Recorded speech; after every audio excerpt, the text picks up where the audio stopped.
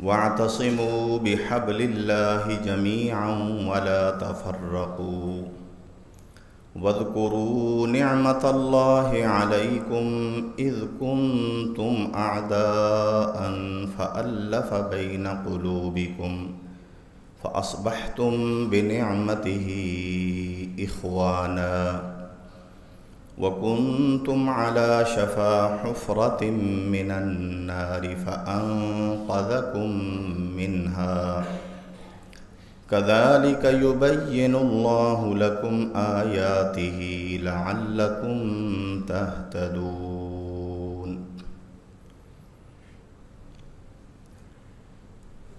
وقال تعالى وألف بين قلوبهم لو أنفقت ما في الأرض جميعا ما ألفت بين قلوبهم ولكن الله ألف بينهم إنه عزيز حكيم.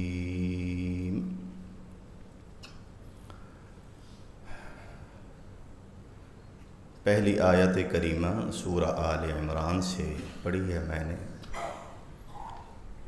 جس میں اللہ مالک الملک نے اپنے اہل ایمان بندوں کو ایک نہایت اہم حکم دیا، جس میں تمام اہل ایمان کی دنیا اور آخرت میں خیر و بھلائی پوشیدہ ہے۔ لیکن اس آیت کے سب سے پہلے جو مخاطب حضرات تھے وہ تھے صحابہ کرام رضوان اللہ علیہم اجمعین۔ اللہ فرماتے ہیں وَاعْتَصِمُوا بِحَبْلِ اللَّهِ جَمِيعًا، سب نے مل کے اللہ کی رسی کو مضبوطی سے پکڑنا ہے۔ اور اللہ کی رسی سے مراد کیا ہے؟ اللہ کا دین، دین حنیف، قرآن اور حدیث جو اللہ کے نبی لے کر آئے، جو نبی علیہ السلام پہ نازل ہوا، فرمایا سب نے اس کو مل کر مضبوطی سے پکڑنا ہے۔ وَلَا تَفَرَّقُوا، اور الگ الگ فرقوں میں نہیں بٹنا، اسی سے جڑے رہنا ہے۔ جو قرآن و حدیث سے ہٹے گا وہ فرقہ کہلائے گا، جو قرآن اور حدیث سے جڑا رہے گا وہ فرقہ نہیں ہے، وہ اپنے اصل کے اوپر ہے۔ فرمایا فرقوں میں مت بٹنا۔ اور پھر اللہ نے ایک بہت بڑی نعمت کا ذکر کیا، وَاذْكُرُوا نِعْمَةَ اللَّهِ عَلَيْكُمْ، تمہارے اوپر جو اللہ کی نعمت ہے اس کو ہمیشہ اپنے ذہن میں تازہ رکھا کرو۔ اور وہ اللہ کی نعمت اور اس کا احسان کیا ہے؟ اِذْ كُنْتُمْ أَعْدَاءً، اے مسلمانوں وہ وقت تم نے دیکھا تمہارے آباء و اجداد اور ان کے بھی بڑے، تمہاری آپس کی دشمنیاں نسل در نسل چلتی تھی، تم دشمن تھے، ایک دوسرے کے خون کے پیاسے تھے، ایک دوسرے کو دیکھنا بلکہ اس کا نام لینا بھی تمہیں گوارا نہیں تھا۔ لیکن اس نے تمہارے اوپر کیا فضل کیا؟ فَأَلَّفَ بَيْنَ قُلُوبِكُمْ، اللہ نے تمہارے دلوں کے اندر الفت اور محبت پیدا کر دی، ایک دوسرے کی ایسی محبت پیدا کی، الفت، اور دلوں کو ایسا جوڑا، فَأَصْبَحْتُمْ بِنِعْمَتِهِ إِخْوَانًا، کہ تم اللہ کی نعمت اور اس کے فضل اور اس کی مہربانی سے آپس میں بھائی بھائی بن گئے۔ یہ اللہ کن کو فرما رہے ہیں؟ صحابہ کو۔ وَكُنْتُمْ عَلَى شَفَا حُفْرَةٍ مِّنَ النَّارِ، اور ایک اور اللہ کا فضل یاد کرو کہ تم ہدایت سے بالکل محروم تھے، تم سراسر گمراہی میں تھے، حتیٰ کہ اس گمراہی نے تمہیں جہنم کے گڑھے کے کنارے کے اوپر کھڑا کر دیا تھا۔ فَأَنْقَذَكُمْ مِنْهَا، اللہ نے تمہیں اس سے بچا لیا۔ جہنم کے جو خوفناک گڑھ ہے اس کے کنارے پہ تم کھڑے تھے، اللہ نے نبی بھیجا تم اس پر ایمان لائے، اللہ نے تمہارے دلوں میں ایمان کی محبت پیدا کی، نبی کی محبت پیدا کی، توحید کا شعور نصیب فرمایا، دین اسلام کو تم نے گلے سے لگایا، اور تم تمام باطل ادیان سے تم نے نفرت اور برات کا اظہار کیا، تو اس کی برکت سے تم جہنم کی بجائے تم جنت کے راہی بن گئے۔ اب تمہارے لیے جنت کے وعدے ہیں۔ ان اللہ اشتری من المؤمنین انفسهم واموالهم بان لهم الجنہ۔ سورہ توبہ میں اللہ انہی صحابہ سے فرماتے ہیں کہ میں نے ان مومنوں سے ان کے مال اور ان کی جانیں لے لی ہیں، اب ان کی جانیں اور ان کے مال ان کے نہیں، انہوں نے مجھے بیچ دیے ہیں، اور اس کے عوض میں نے ان کو جنت دینی ہے۔ لہٰذا یہ اللہ کی راہ میں جہاد کرتے ہیں اور یہ کفر کا مقابلہ کرتے ہیں، کافروں کو قتل بھی کرتے ہیں، خود بھی درجہ شہادت پہ سرفراز ہوتے ہیں۔ اور فرمایا یہ میرا سچا وعدہ ہے، یہ وعدہ میں نے اس کا ذکر جو ان صحابہ سے کیا، وعدن علیہ حقا فی التوراۃ والانجیل والقرآن، یہ وعدہ میں نے تورات میں بھی ذکر کیا ہے، انجیل میں بھی اور قرآن میں بھی۔ ومن اوفی بعہدہ من اللہ، مجھ سے بڑھ کر وعدے کون پورے کر سکتا ہے؟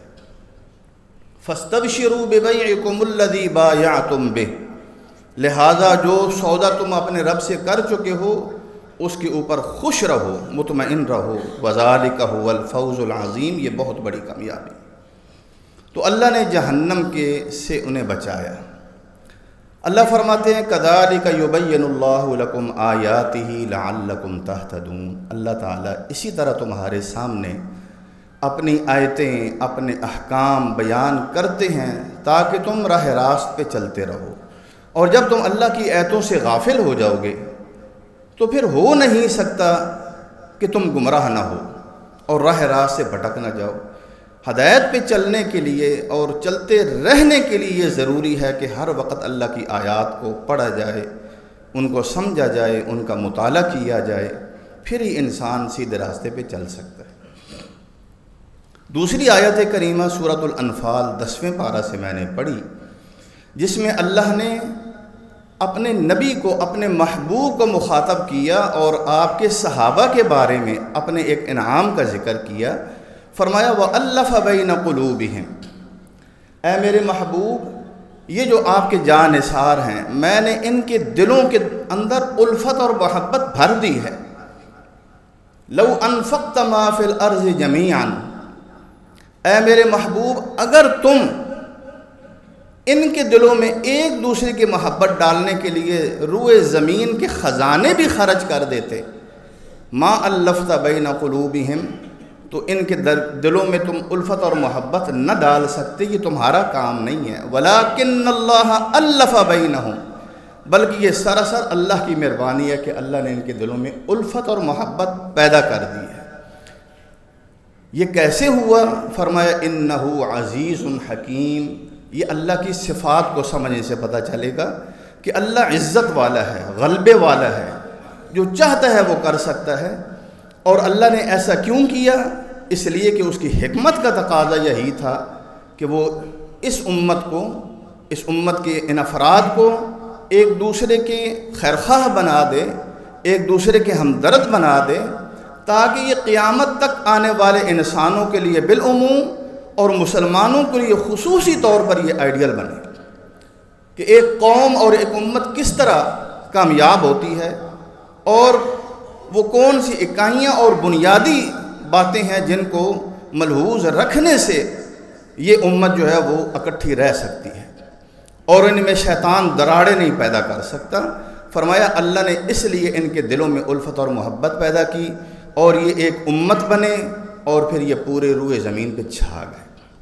ذکر چل رہا تھا انہی خوش نصیب ہستیوں میں سیدنا علی المرتضیٰ رضی اللہ تعالیٰ عنہ، کہ حضرت علی رضی اللہ عنہ ان خوش نصیب صحابہ میں سے ہیں جن کو اللہ نے بے بہا اعزازات عطا فرمائے۔ آپ سابقون الاولون میں سے ہیں، سب سے پہلے ایمان لانے والوں میں سے، سب سے پہلے نماز قائم کرنے والوں میں سے، اور جن کو ایک ہی وقت میں جن 10 خوش نصیب صحابہ کو اللہ کے نبی نے ایک ایک نام لے کے جنت کی بشارت دی، جن کو 10 مبشرہ کہا جاتا ہے، تو حضرت علی کا ان خوش نصیب لوگوں میں چوتھا نمبر ہے۔ تو اس طرح حضرت علی المرتضیٰ رضی اللہ عنہ ایک اور اعزاز یہ ہے کہ خلفائے راشدین میں سے آپ چوتھے خلیفہ ہیں۔ نبی علیہ السلام نے ان کی فضیلت کے بارے میں بے بہا ارشادات جو ہے وہ بیان فرمائے۔ ہمارا یہ ایمان ہے کہ یہ جن جن صحابہ کا قرآن نے ذکر کیا ہے، جو اللہ کے نبی پر ایمان لائے، جن کو اللہ نے مومن کا سرٹیفکیٹ دیا ہے، ان لوگوں سے محبت کرنا یہ ہمارے ایمان کا حصہ ہے، اور ان کے بارے میں بدگمانی پیدا کرنا اپنے ذہنوں میں یہ ہمارے ایمان کی بربادی کا ذریعہ ہے۔ لیکن نبی صلی اللہ علیہ وسلم نے بعض صحابہ کو خصوصی ان کا ذکر خیر فرمایا اور ان کی محبت کو ایمان قرار دیا تمام انسانوں کے لیے۔ انہی میں سے ایک تو اللہ کے نبی نے انصار کے بارے میں فرمایا، یہ مسلم کی روایت ہے، حضرت برا رضی اللہ عنہ کہتے ہیں کہ آپ نے انصار صحابہ کے بارے میں جو مدینہ کے باشندے تھے اور مسلمان ہوئے تھے، ان کے بارے میں فرمایا لا يحبهم الا مؤمن ولا يبغضهم الا منافق۔ یہ جو میرے انصار صحابہ ہیں، ان سے محبت ایک مومن انسان ہی کر سکتا ہے، جس کے دل میں ایمان ہوگا وہ ان سے ضرور محبت کرے گا، اور جس کے دل میں بغض ہوگا ان میں سے کسی کے بارے میں بھی، فرمایا الا منافق، یہ منافق ہے، یہ مومن نہیں۔ انصار سے بغض کرنا۔ اسی طرح اللہ کے نبی علیہ السلام نے تمام صحابہ کے بارے میں فرمایا فمن احبہم فبحبی احبہم، صحابہ سے محبت میری محبت ہے، ومن ابغضہم فببغضی ابغضہم، صحابہ سے بغض وہ کوئی بھی صحابی ہو، آپ کہیں وہ آخر میں مسلمان ہوئے، وہ ہوئے، فرمایا جس نے میرے کسی صحابی سے بھی بغض کیا سمجھو اس نے مجھ سے بغض کیا ہے۔ صحابی سے بغض مجھ سے بغض ہے، صحابی سے محبت مجھ سے محبت، یہ ہمارے ایمان کا معیار قرار دیا گیا۔ لیکن حضرت علی رضی اللہ عنہ کے بارے میں حضرت علی خود فرماتے ہیں، یہ مسند احمد کی روایت ہے اور صحیح مسلم میں بھی آتی ہے، کہ حضرت علی فرماتے ہیں اللہ کی قسم نبی صلی اللہ علیہ وسلم نے مجھے بڑی صراحت کے ساتھ یہ بات ارشاد فرمائی، فرمایا اے علی تو اس سے منافق انسان ہی بغض کرے گا، اور مومن انسان جو بھی ہوگا وہ ضرور تو اس سے محبت کرے گا، اور جس کا دل تیری محبت سے خالی ہوگا یا جس کے دل میں تیرے بارے میں میل ہوگا تو وہ مومن نہیں ہے، اس کو اپنے ایمان کی خیر منانی چاہیے۔ اسی طرح نبی صلی اللہ علیہ وسلم کے بارے میں حضرت علی فرماتے ہیں والذی فلق الحب وبرأ النسم، اس ذات کی قسم جس نے زمین کی گہرائیوں میں دانوں کو پھاڑا اور کونپلیں اگائیں، ہر طرح کی نباتات اگائی اور ہر طرح کی مخلوق کو پیدا کیا، اس ذات کی قسم نبی صلی اللہ علیہ وسلم نے میرے بارے میں بہت وضاحت سے فرمایا تھا کہ مجھ سے مومن انسان محبت کرے گا اور منافق انسان مجھ سے بغض کرے گا۔ تو اس سے کیا معلوم ہوا کہ صحابہ کرام رضوان اللہ تعالی علیہم اجمعین ان سے محبت اور ایک ایک صحابی سے محبت اور ان کی قدر و منزلت کا اعتراف یہ کیا ہے؟ ہر مسلمان کے ایمان کی لازمی شرط ہے، کیونکہ اللہ کے نبی سے محبت اگر نہیں ہوگی بالکل ایمان نہیں ہے، اور اللہ کے نبی کی محبت میں یہ چیز شامل ہے کہ جو اللہ اور اللہ کے رسول کو محبوب ہے اس کو بھی اپنا محبوب سمجھا جائے۔ جیسے حضرات حسنین کریمین ہیں، ان کے بارے میں فرمایا یا اللہ میں ان سے محبت کرتا ہوں اور تو بھی ان سے محبت کر، اور جو بھی ان سے محبت کرے گا اس سے بھی یا اللہ تو محبت کر۔ یہ اللہ کے محبت کے حصول کا ذریعہ ہے۔ میں اور آپ اللہ کے محبت کے حصول کے لیے جو محنت کر رہے ہیں، تگ و دو کر رہے ہیں، اس میں ایک اہم ترین پوائنٹ وہ کیا ہے؟ صحابہ سے محبت، اہل بیت سے محبت، ازواج مطہرات سے محبت، اور ایک ایک صحابی سے محبت، اور ان کے درمیان جو رنجشیں اور اس طرح کے معاملے ہوئے ان سے اپنے آپ کو دور رکھنا اور بالکل پاک صاف رکھنا. جیسے کسی نے کہا تھا، غالباً امام مالک یا کسی سے، مجھے ان کا صحیح نام یاد نہیں لیکن حوالہ ذہن میں ہے، کہ کسی نے کہا کہ مجھے معاویہ سے محبت نہیں ہے، میرے دل میں ان کے بارے میں خلش ہے. انہوں نے پوچھا بھائی تمہارے دل میں معاویہ کے بارے میں کیوں خلش پیدا ہو گئی، تمہیں کیا مسئلہ بن گیا؟ کہنے لگے اس لیے کہ انہوں نے حضرت علی سے جنگ کی تھی، تو حضرت علی سے جنگ کرنے کی وجہ سے مجھے معاویہ اچھے نہیں لگتے. فرمایا سبحان اللہ، معاویہ کا رب کریم ہے، معاویہ کا جو مد مقابل ہے وہ کریم ہے اور رب رحیم ہے. نہ اس نے اپنے دل میں معاویہ کے بارے میں بغض اور نفرت ڈالی، نہ اللہ نے ان کے بارے میں کسی قسم کے عذاب یا ناراضگی کا اظہار کیا، سب سے مغفرت کا وعدہ کیا. تو خواہ مخواہ اپنے آپ کو ہلاکت میں ڈال رہا ہے. تیری پاگل پونے کی انتہا ہے کہ معاویہ کا رب رحیم کریم اور غفور الرحیم ہے اور معاویہ کا مد مقابل وہ بھی کریم ہے، یہ آپس میں محبت کرنے والے ہیں، اور تو کہہ رہا ہے مجھے معاویہ سے محبت نہیں. تو یہی ہمارے بھی مسائل بنے ہوئے ہیں. آج امت دن بدن ان مسائل کے اندر گرتی چلی جا رہی ہے. اپنے ایمان کو ان فتنوں میں بچانا ہی سب سے بڑی بات تھی. ہم اپنے آپ کو ان فتنوں کی دلدل میں دنسانے کے لیے دن رات کوشاں ہیں. نکالیں اپنے آپ کو ان فتنوں سے. یہ میرے اور آپ کے مسائل نہیں ہیں. میرے اور آپ کے جو فرائض اور مسائل تھے وہ قرآن و حدیث نے ہمیں بتا دیے ہیں کہ وہ جو گزر گئے، تلک امت قد خلت، وہ جماعت گزر گئی، اس کے بارے میں اللہ نے جو وعدے کرنے تھے وہ واضح کر دیے. لہا ما کسبت، جو کچھ ان کا ہوا وہ انہوں نے اللہ کے سامنے جا کے جواب دینا ہے. وَلَكُمْ مَا كَسَبْتُمْ، تم اپنی فکر کرو، تم اپنے ایمان کو اور اپنے اعمال کا جائزہ لو، تم نے اللہ کو کیا جواب دینا ہے. وَلَا تُسْأَلُونَ عَمَّا كَانُوا يَعْمَلُونَ، وہ جو کر گئے اس کا تمہارے بارے میں نہیں پوچھا جائے گا. کوئی انسان کھڑا ہو کے کہے کہ قبر میں یہ سوال ہوگا کہ تجھے معاویہ سے نفرت تھی یا کیا تھا کیونکہ وہ آپس میں لڑے تھے، کوئی نہیں سوال. یہ ضرور ہوگا کہ نبی کے صحابہ سے محبت تھی کہ نہیں. دل دیکھے جائیں گے. تو میرے بھائیوں، یہ تو وہ چیز ہے جو حضرت علی کرم اللہ وجہہ نے اپنے بارے میں بتائی. حضرت علی رضی اللہ عنہ کے حوالے سے یہ چیز ذہنوں میں عام ڈالی جاتی ہے اور اس کو بہت پھیلایا جاتا ہے خلافت کے حوالے سے، کہ خلافت کے معاملے میں گویا حضرت علی رضی اللہ عنہ سے حق چھینا گیا، اور حضرت علی کرم اللہ وجہہ وہ اس معاملے میں دل گرفتہ تھے. واللہ العظیم یہ سفید جھوٹ ہے. یہ ایک ایسا ان کے اوپر افتراء ہے جو انہوں نے زندگی بھر سوچا بھی نہیں تھا. حضرت علی رضی اللہ عنہ اللہ کے نبی کی زندگی میں ہجرت کا 9واں سال ہے. ہجرت کے 10ویں سال اللہ کے نبی نے خود حج کے لیے آپ نے ان کی زیر امارت اور ان کے زیر امامت امت نے حج ادا کیا. لیکن جب حج کی فرضیت نازل ہوئی، سب سے پہلا حج جو دین اسلام میں ادا کیا گیا اس کے امیر الحج کون تھے؟ اللہ کے نبی نے کن کو امیر بنا کے اس امت کا سب سے پہلے حج کس کی زیر امارت اور کس کی زیر امامت ادا کیا گیا؟ سیدنا ابو بکر صدیق رضی اللہ. حضرت علی کرم اللہ وجہ موجود ہیں، لیکن نبی صلی اللہ علیہ وسلم نے یہ بتا دیا حج جیسا عظیم کہ پوری امت نے پہلا جو حج ادا کیا اس کے امام کون تھے؟ میدان عرفات میں خطبہ کس نے دیا؟ مینا میں خطبات کس نے دیے؟ ان کس کے پیچھے سب نے نمازیں ادا کی؟ میدان عرفات میں ظہر اور عصر کس کے پیچھے ادا کی گئی؟ اور مینا میں کس کے پیچھے نمازیں پڑھی گئیں؟ مزدلفہ میں کس کے پیچھے نمازیں پڑھی گئیں؟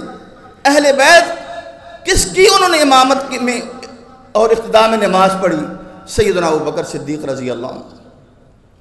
حتیٰ کہ سورہ برات کی آیات نازل ہوئیں جن میں کفار کو، چونکہ اس وقت کفار نے بھی، وہ عرب سے لوگ آ رہے تھے، اللہ کے نبی کی حج نہ کرنے کی مصلحت یہ تھی کہ میں اس مرتبہ حج کے لیے اس لیے نہیں جاؤں گا، وہاں مشرک بھی ہوں گے. وہ اپنے طریقے کے مطابق کریں گے، ننگے ہو کے طواف کریں گے، ایک نبی کے ہوتے ہوئے یہ سب کچھ خرافات ہوں۔ لہٰذا حضرت علی کو قرآن کی یہ آیات جب نازل ہوئیں تو آپ نے حضرت علی کو روانہ فرمایا۔ اس کی وجہ یہ تھی کہ جو معاہدے کسی سے ہوتے تھے، اللہ کے نبی نے معاہدے کیے تھے نا، تو جو معاہدہ جب اس کو ختم کرنے کا اعلان کیا جاتا تھا تو عرب کا ایک اس کی رسم اور رواج تھا، یا وہ بندہ خود یہ اعلان کرے بھائی میری طرف سے کوئی معاہدہ نہیں ہے، یا اس کا قریبی رشتہ دار یہ اعلان کرے۔ اور آپ بتائیں نبی علیہ السلام کے سب سے قریبی رشتہ دار کون تھے؟ حضرت علی کرم اللہ وجہ تھے۔ آپ نے سورہ برات کی آیات ان کو وہ پڑھ کر سنائی، فرمایا تم نے جا کے یہ اعلان کرنا ہے عرفات کے میدان میں بھی، منا میں بھی، کہ آئندہ کوئی بھی مشرک حج کرنے نہیں آئے گا۔ جس کا اللہ اور اس کے رسول سے عہد ہے وہ عہد 4 ماہ تک ہے، اس کے بعد یا جزیرہ عرب سے نکل جاؤ یا اسلام قبول کر لو۔ آئندہ کوئی مشرک حج کرنے نہیں آئے گا، کوئی ننگا طواف نہیں کرے گا۔ یہ اعلان کس نے کرنے تھے؟ حضرت علی کرم اللہ وجہ۔ اللہ کے نبی نے روانہ کیا اور حج کا قافلہ وہ کافی فاصلہ طے کر چکا تھا۔ حضرت علی جب پہنچے، ابو بکر صدیق نے سب سے پہلا سوال یہ کیا، امیر او مأمور، امیر بن کے آئے ہو یا ماتحت بن کے آئے ہو؟ اگر امیر بن کے آئے ہو تو لو آگے آ جاؤ۔ انہوں نے کہا بل مأمور، امیر آپ ہی ہیں، میں ماتحت ہو کے آیا ہوں۔ امام آپ ہیں، حج آپ کے پیچھے ادا کرنا ہے، اعلان میں نے کرنا ہے، اس سے بڑھ کر کیا ہے؟ پھر نبی صلی اللہ علیہ وسلم جب بیمار ہوئے اور بیماری کے وہ ایام جن میں آپ بستر سے اٹھنے سے بھی قاصر تھے، سب سے پہلی نماز جو اللہ کے نبی علیہ السلام نہیں پڑھا سکے اور بار بار اٹھنے کے باوجود غشی طاری ہو جاتی تھی، وہ کون سی نماز تھی؟ عشاء کی نماز تھی۔ تو فرمایا لوگ نماز پڑھ چکے ہیں، یہی جواب ملتا انتظار کر رہے ہیں، آپ کا انتظار کر رہے ہیں، آپ کا انتظار کر رہے ہیں۔ پھر آپ نے بالآخر فرمایا مرو ابا بکر فلیصلی بالناس، ابو بکر کو کہو وہ لوگوں کو نماز پڑھائے میرے مصلی پہ کھڑا ہو کے۔ کیا آپ کے پیچھے اہل بیت نے نماز نہیں پڑھی تھی؟ کیا 4 دن 5 دن جو نمازیں ہوئیں، سموار کو آپ دنیا سے رخصت ہوئے، جمعہ ابو بکر صدیق نے پڑھایا کہ نہیں پڑھایا؟ منبر رسول پہ کھڑے ہوئے کہ نہیں؟ تمام اہل بیت نے ان کے پیچھے نمازیں پڑھی کہ نہیں پڑھی؟ اختلاف کس چیز کا؟ پھر نبی صلی اللہ علیہ وسلم جب دنیا سے رخصت ہوئے، سب نے بالاتفاق ابو بکر کو اپنا خلیفہ مانا۔ اس بحث کو بہت سمیٹتے ہوئے میں حضرت علی کے وہ جذبات آپ کے سامنے رکھنا چاہ رہا ہوں کہ حضرت علی کرم اللہ وجہہ جب فتنہ ارتداد ہوا، عرب کے اکثر قبائل مرتد ہو گئے، ابو بکر صدیق رضی اللہ عنہ انہوں نے حضرت علی سے بھی مشورہ کیا کہ اے علی، لوگوں کے ارتداد کی مختلف شکلیں ہیں، بعض لوگوں نے دین ہی چھوڑ دیے ہے، وہ بالکل دائرہ اسلام سے خارج ہو گئے، اور اکثریت ان لوگوں کی ہے جو کہتے ہیں ہم زکوٰۃ نہیں دیں گے۔ آج کل بھی یار لوگ زکوٰۃ نہیں دیتے، خمس دیتے ہیں، زکوٰۃ کے منکر ہیں۔ حضرت علی سے پوچھا اے ابو بکر نے کہ اے علی، یہ جو مرتد ہیں طرح طرح کے، کیا ان سے جنگ کرنی چاہیے کہ نہیں؟ فرمایا کہ اے اللہ کے رسول کے خلیفہ، ابو بکر صدیق کو مخاطب کیا، اے اللہ کے رسول کے خلیفہ، اگر آپ نے لوگوں سے ایک رسی بھی لینا چھوڑ دی زکوٰۃ میں جو اللہ کے نبی کے دور میں دیتے تھے، اور آپ نے ان کو چھوٹ دے دی، تو آپ سنت رسول سے ہٹ جائیں گے، اللہ کے نبی کے طریقے سے ہٹ جائیں گے۔ فرمایا علی، آپ میرا اپنا ذہن یہی تھا، آپ نے بھی میری ڈھارس بندھائی ہے، اللہ کی قسم اب ابو بکر کی صدیق کی نیام سے تلوار نکلے گی، اور جب تک آخری مرتد دائرہ اسلام میں داخل نہیں ہوگا اس وقت تک یہ نیام میں نہیں جائے گی۔ اور ابو بکر صدیق ضعیف العمری کے باوجود خود یہ چاہتے تھے کہ اس لشکر کو جو مرتدین کے خلاف جنگ کرے اس کی قیادت میں خود کروں، لیکن حالات اور مصلحت کے خلاف تھی یہ بات۔ ان کے اندر جذبہ تھا کہ میں خود قیادت کروں گا، لیکن اور اس کے لیے نکلے بھی، اونٹ پہ سوار ہوئے اور مدینہ سے باہر نکلے، حضرت علی کرم اللہ وجہہ نے ابو بکر صدیق کے گھوڑے کی لگام کو پکڑ لیا اور جو الفاظ کہے البدایہ والنہایہ کی کتاب میں صحیح سند سے ہیں، کہا اے ابو بکر، آج علی بھی آپ کو وہی الفاظ کہتا ہے جو اللہ کے نبی نے جنگ احد میں آپ کو کہے تھے۔ جنگ احد میں جب کفار کی تلواریں مسلمانوں کی تلواروں سے ٹکرا رہی تھیں اور وہاں رشتے ہی آپس میں آمنے سامنے تھے، آپ کے سامنے آپ کے بیٹے عبد الرحمن آئے جو ابھی مسلمان نہیں ہوئے تھے۔ انہوں نے ایسے اشعار پڑھے جن میں آپ کے جذبات ابھرے اور آپ نے کہا کہ میں اس ظالم کو، اس اپنے جگر گوشے کو جو اسلام کا مقابلہ کرنے آیا ہے، میں اس کا مقابلہ کروں گا۔ اللہ کے نبی نے اس وقت فرمایا تھا، اے ابو بکر، اپنی تلوار کو اپنے نیام میں ڈال لو اور ہمیں اپنی شہادت کی وجہ سے مصیبت میں اور پریشانی میں مت ڈالنا، ہم آپ کی جدائی برداشت نہیں کر سکتے۔ یہ جنگ احد میں اللہ کے نبی نے فرمایا تھا، اور اس موقع پہ حضرت علی کرم اللہ وجہہ لگام کو پکڑ کے کہتے ہیں کہ میں آپ کو اللہ کے نبی کی وہی بات آج علی بھی کہتا ہے کہ اپنی تلوار کو اللہ کے لیے نیام میں ڈال لیجئے، یہ کام ہم کریں گے۔ آپ مدینہ میں بیٹھے، خدا نہ خواستہ آپ کو کچھ ہو گیا، اللہ کی قسم اسلام کا اور امت کا شرازہ ایسا بکھرے گا کہ پھر کبھی اکٹھا نہیں ہو سکے گا۔ یہ تھے وہ جذبات جو میں آپ کو بتانا چاہتا تھا صدیق اکبر کے بارے میں، خلافت کے بارے میں، کہ خلافت کیا چیز ہے اور امامت کا تصور کیا ہے، اس میں زمین آسمان کا فرق ہے۔ امت کو اللہ نے خلافت کا تصور دیا اور اس خلافت کی پاسبانی صحابہ کرام نے کی، علی المرتضیٰ نے کی۔ وہ جو امامت والا تصور ہے وہ باہر سے آیا ہوا ہے، اس کے اوپر انشاءاللہ پھر کبھی روشنی ڈالیں گے۔ وقت کے تقاضا یہی تھا کہ اتنی گفتگو آج ہو سکے۔ اقول قولی ھذا واستغفر